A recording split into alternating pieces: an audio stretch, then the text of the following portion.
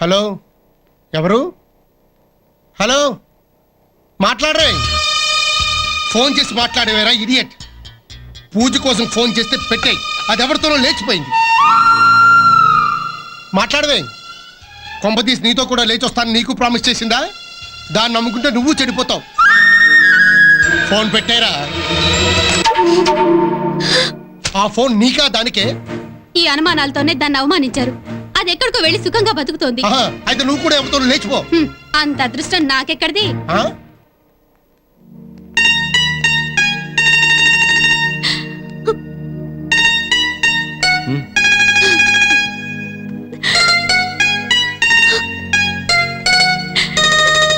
రామ్మా, 10 నిమిషాల నుంచి మీ ఊళ్ళో లైన్లో ఉన్నాడు.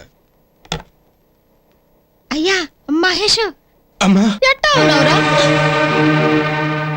ఏరా, నువ్వు ఇంకా బతికే ఉన్నావా? మళ్ళీ ఫోన్ ఎందుకు చేశావు? నీ వల్ల ఊళ్ళో తలెత్తుకోలేక సస్తన్నా. ఈడి కొడుకు దేశాల మీద పడిపోయాడని కనపడ్డోడల్లా కారాకిల్లి నవిలి మొహం మీద ఊస్తున్నారు. వెళ్ళేవాడి ఒకడివే వెళ్ళి సావచ్చు కదా. ఆ పిల్లను కూడా లేవ తీసుకుపోయావని పోలీసు వాళ్ళు ఎతుకుతున్నారు. కనబడితే కాల్చి చంపేస్తారు. ఇదిగో, వెళ్తే అటే వెళ్ళిపో. ఇంటి వైపుకొచ్చావా? ఏయ్, మళ్ళీ చెప్తున్నా, ఇంకోసారి ఇంటి గడప దొక్కినా ఊళ్ళో కనపడ్డా వాళ్ళు నరికేస్తా. ఏంటయ్యా ఇది? వాడెట్టా ఉన్నాడో ఒక్క ముక్కైనా అడగకుండా అట్లా పెట్టేశావు. మనకు అసలు కొడుకే పుట్టలేదనుకో. నువ్వు ఇట్లా మాట్లాడతావని తెలిస్తే 16 ఏళ్ల క్రితం మన పెళ్ళైన తొలి రాత్రే నిన్ను పక్కలోకి రానియకుండా నెట్టేసేదాన్నయ్యా. అసలు కొడుకు మీద పేవలేనోడివి ఎందుకు కన్నావయ్యా? నీతో ఇన్నాళ్ళు చేసింది సంసారం అనుకున్నాను, కానీ అది సంసారం కాదు, పచ్చి వ్యభిచారం అయ్యా, వ్యభిచారం.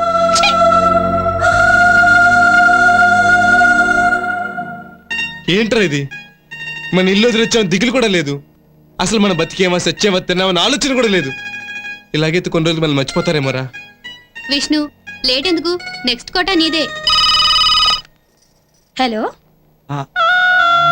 హలో, ఎవరు మాట్లాడరే? ఎవరు కావాలి? మా ఆయన ఇంట్లో లేరు. ఎవర్రా? మీ నాన్న? కాదురా, పని మనిషి.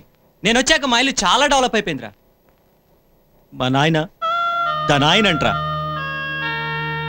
అనిత, నీదే నెక్స్ట్ ఛాన్స్. రే పోన్రా, ఫోన్ చేసి తిట్టడానికి మీకు అమ్మా నాన్నైనా ఉన్నారు. మా అమ్మ నాన్న ఎక్కడున్నారో, ఎక్కడ హోటల్స్ కట్టిస్తున్నారు, రేపు నేను చచ్చిపోతే వాళ్ళకి ఇన్ఫార్మ్ చేయడానికి మీకు అడ్రస్ కూడా దొరకదు. రండ్రా పోదాం.